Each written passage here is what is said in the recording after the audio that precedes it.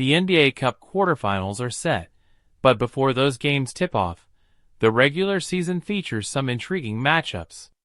Thursday night features an East-West battle between the Cleveland Cavaliers, 19-3, and the Denver Nuggets, 11-8.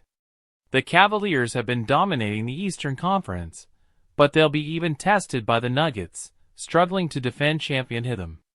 Then, on Friday, the Milwaukee Bucks, 11-10, face the defending champion Boston Celtics, 18-4. Milwaukee has been on a roll, winning 9 of their last 11, but this will be a massive test against one of their correct course top teams. Sunday brings a Western Conference showdown between the Minnesota Timberwolves, 11-10, and the Golden State Warriors, 12-8, both teams looking to bounce back after recent struggles. Warriors' struggles continue. The Golden State Warriors have lost 5 straight games, and their issues are glaring. Against the Nuggets, they held a 6-point 2.5-minute committed, couldn't see, and failed, missing 5 straight shots and committing a turnover in that have been struggling offensively, averaging just 107 points per game over their last 5, a sharp drop from 119.1 points per game earlier in the season. Golden State's shooting percentage over this stretch is 52.2%, ranking 28th in the league. In clutch situations, the Warriors are shooting just 14.3%, dead last in the league during this span. Coach Steve Kerr even called out Brandon Podziemski for poor decision-making in the loss to Denver, illustrating just how much things have gone wrong for the Warriors. Mavericks rising. On the other end of the spectrum, the Dallas Mavericks, 14-8, are on a hot streak, winning 5 in a row and 9 of their last 10. Despite missing key players during this stretch, Dallas has defeated tough teams like the Memphis Grizzlies, New York Knicks, Nuggets, and Oklahoma City Thunder. The key to their success? Better ball movement. Early in the season, the Mavericks were ranked last in passes per game, but over their last 10 games, that number has spiked to 282.3, which ranks 19th in the league. This has translated into increased scoring, with Dallas averaging 122.6 points per game over this stretch, a massive jump from 114.25 points per game during the first part of the season. Knicks-Timberwolves trade already paying off. The trade that sent Karl-Anthony Towns from the Timberwolves to the Knicks already looks like a win for New York.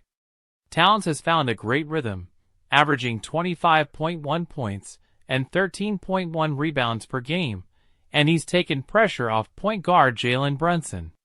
The Knicks have won 8 of their last 10 games, and their offensive rating of 123.6 during that span leads the league. Meanwhile, the Timberwolves have struggled without Towns. Dante DiVincenzo's numbers are down, and Julius Randle has been inconsistent.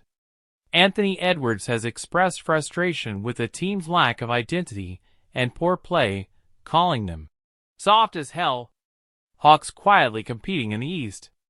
The Atlanta Hawks, 12-11, are on a 5-game winning streak and have quietly positioned themselves as a competitive force in the East. They've also made a statement by snapping the Milwaukee Bucks' 7-game winning streak and winning Group C of the NBA Cup. The Hawks have done this with depth, as 8 players are averaging double figures in points, making them one of the most balanced teams in the league. Nick Sonson has emerged as a breakout star, avenging 20.1 points, 9.9 rebounds, and 5.5 assists per game.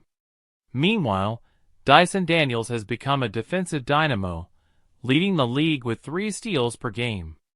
Despite the attention Trae Young gets as the team's leader, it's clear the Hawks are more than just one player, and their depth could make them a serious contender in the East.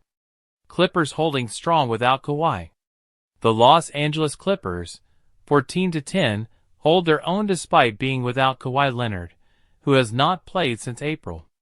Leonard's return doesn't seem imminent, but the Clippers have managed to thrive defensively, ranking 4th in the league for defensive rating. Ivica Zubac has been a key presence in the paint, and guard Chris Dunn has stepped up as a lockdown defender since being inserted into the starting lineup.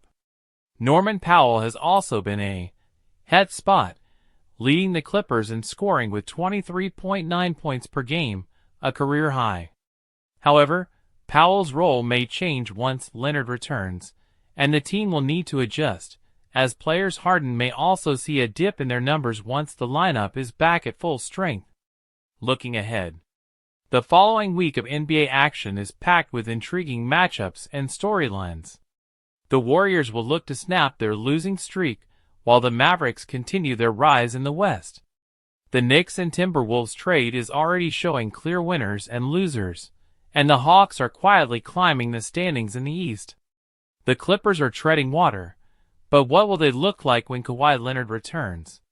Time will tell, but one thing's for sure, this NBA season is far from predictable.